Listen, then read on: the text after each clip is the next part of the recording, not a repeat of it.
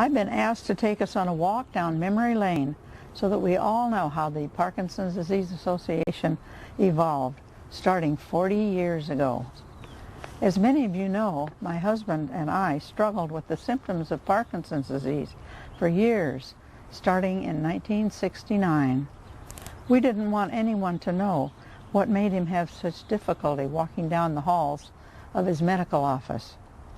In those days, he and other Parkinson patients seemed to be in the closet with our malady.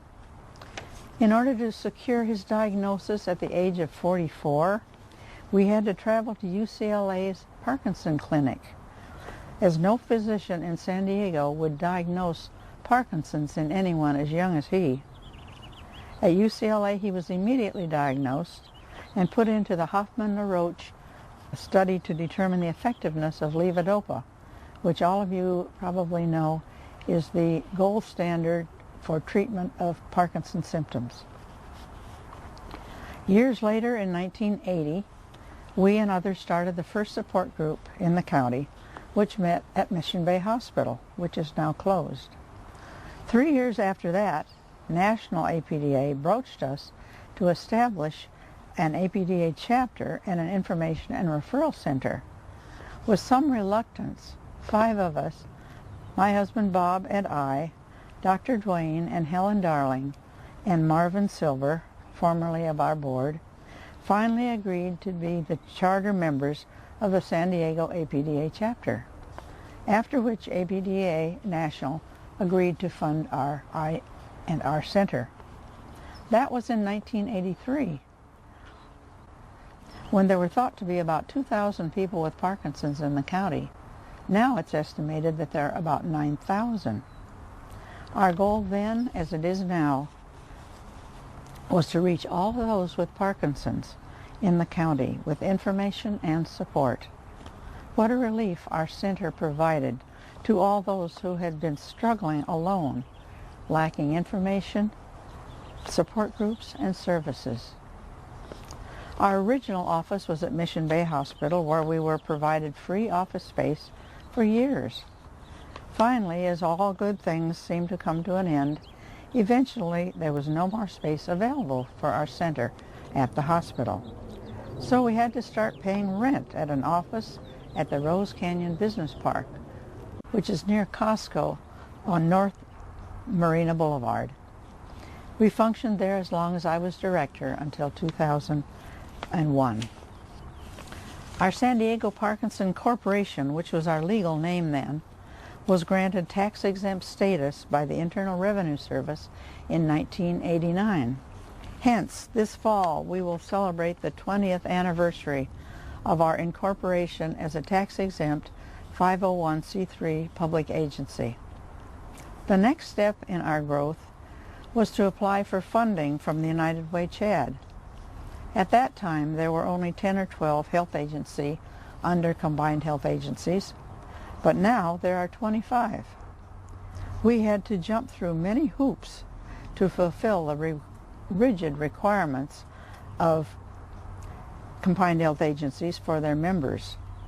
After having our first audit and submitting many forms in support of our agency, we were accepted in 1991 as an agency of CHA and began receiving funds from the United Way Chad's annual fund campaign and later from combined federal campaign. In those early days, when I worked as assistant director and then as executive director beginning in 1990, funding never seemed to be a problem. My salary as a part-time director was minimal, and our staff for a long time included only 2 others. Memorial donations, funds from National APDA for our I&R Center, and funds from the United Way Chad and combined federal campaigns paid our expenses. We were even able to fund many grants to researchers in San Diego County. National APDA required every chapter to organize a walkathon or similar fundraiser every year. One of our earliest walks, which were usually held at Mission Bay, drew less than 100 people. I remember one in particular. It was held on a rainy Saturday, and most of us huddled under a tree with very few braving the rain to walk. Fortunately, our walks became more and more popular and more fun, and now look at their success.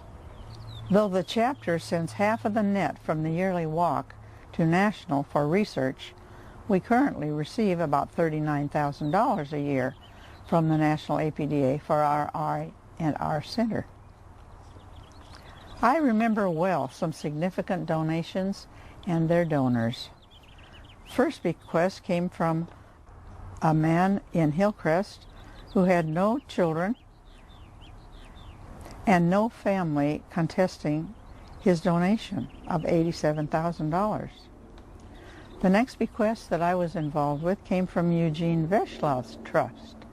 He was a spelunker, had no children, and donated $200,000.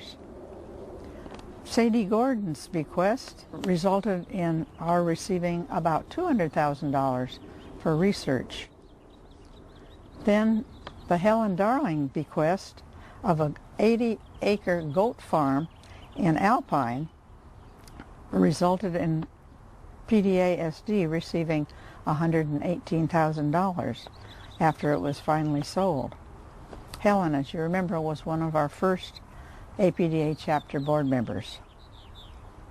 The Glenn Bell Foundation has been most generous through the years, and according to his daughter, Glenn Bell is still living and doing well with his personal care. He was the Spirit of Life awardee in 2003, our first Spirit of Life awardee. And they donated over $400,000 over many years. Dr. Donald Leifer, who had been on the board of directors to establish the California State College Board systems, of which there are now about 25 different branches, came into our office one day, and he had Parkinson's, a very kind gentleman, and he wanted to donate money on a perpetual basis for patients who had Parkinson's. He didn't want to donate money for buildings or equipment, just for anything that would help the patient. One day an elderly gentleman came into our office, and his name was Jack McClellan.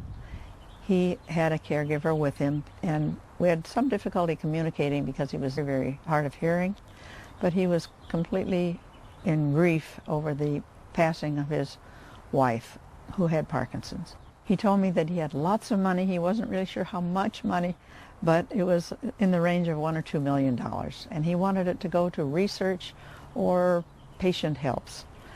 It ended up that because of the way his will was written, the money went to National American Parkinson Disease Association, but then $500,000 of it came to us locally, since we had been the initial contact for Mr. McClellan.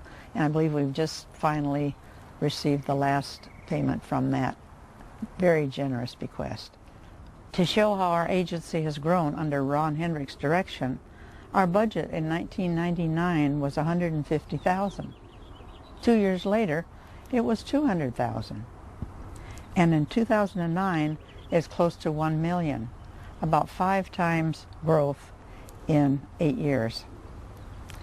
It's been such a privilege to me to work first one-to-one with patients and their families, which I appreciated greatly, and since 2001, serving on the board.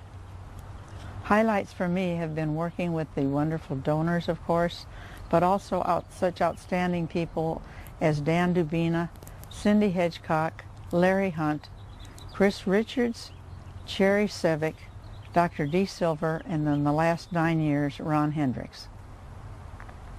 Although I will be leaving the board soon, I will continue to serve on the program committee, since providing services and assistance for those with Parkinson's is and always has been my passion.